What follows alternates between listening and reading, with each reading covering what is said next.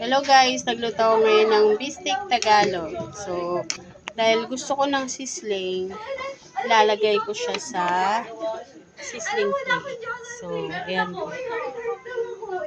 Ayan guys.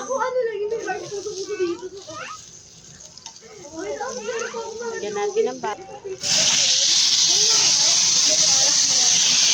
Ayan, ang sisling.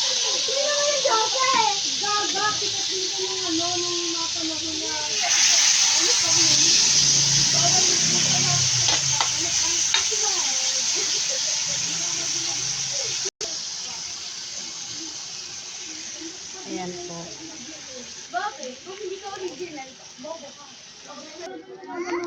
So, eto na po ang beefsteak Tagalog ni Dayan.